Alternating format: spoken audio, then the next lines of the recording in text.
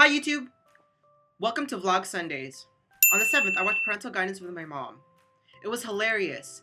I usually find Billy Crystal annoying, but he was really good in this movie. I highly recommend watching this movie with your families if you get the chance.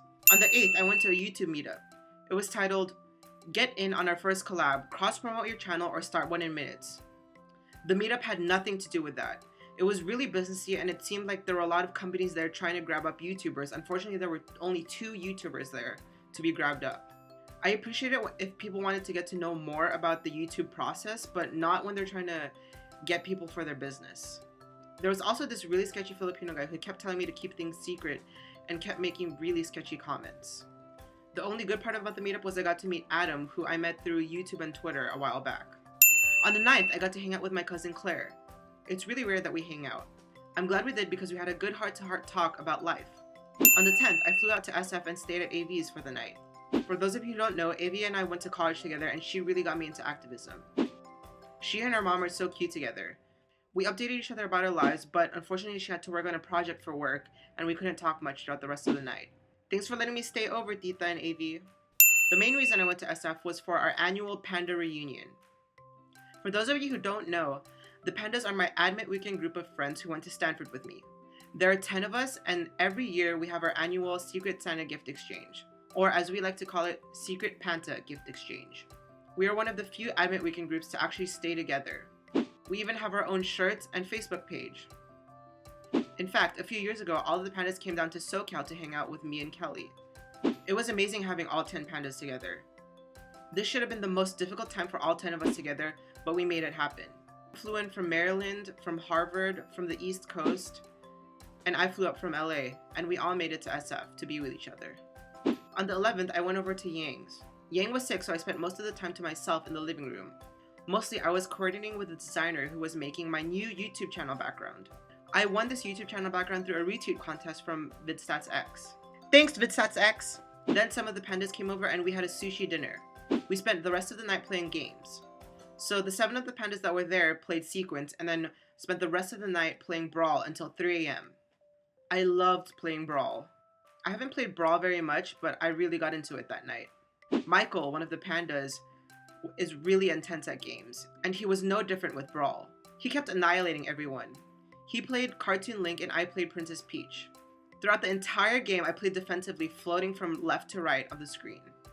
I let everyone else kill each other, but then it was time for me to face off with Michael.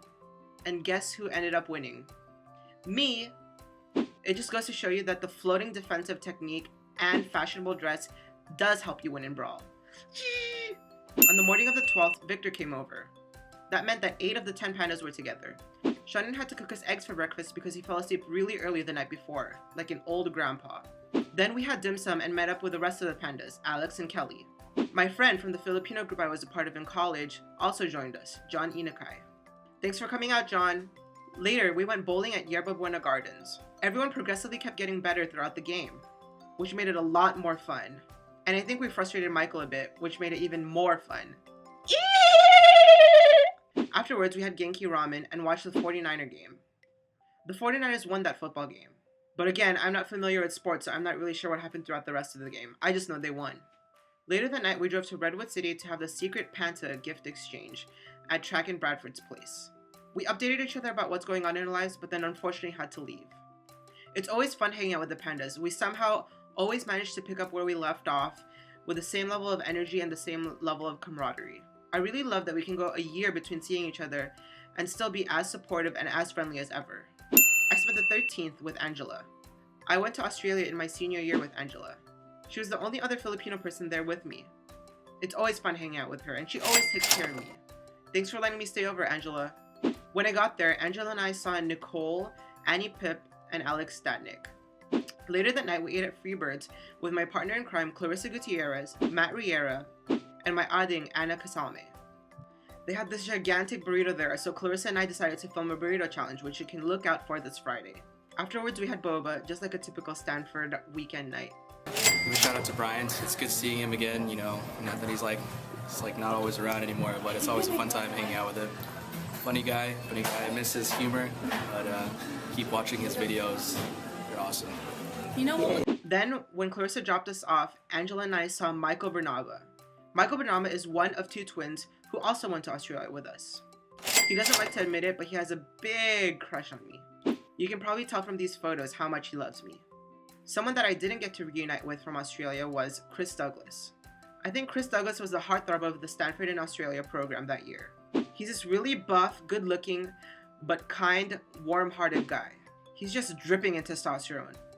In fact, one time when we were on a farm, a bull got so intimidated by Chris Douglas's testosterone scent that it started following Chris around. I always jokingly hit on him, but this is the first time that he actually responded back. I was so surprised that I didn't know what to say, and I was just frozen out of fear. One day I'll take him up on that offer. Chris Douglas. The next day I flew home back to LA. Please comment down below with what you think about my new YouTube channel background. Thanks for watching. Bye 5. Thanks for watching. Bye 5. Bye. Close it up. This part is a little tricky. So you go from left to right, underneath the knot you made, then go through the loop around your neck,